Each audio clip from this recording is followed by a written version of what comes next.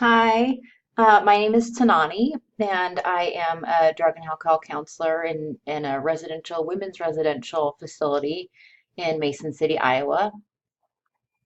This is my second course with Widener, and I am getting a master's degree at this level of my life because I feel like most of my patients here in women's residential have got some serious mental health issues that kind of adds to the addiction portion, and I would really feel like I need to be a more well-rounded counselor. So I eventually am going to get my LISW, see if I can help out some mental health situations as they arise, and that way I could just be a lot better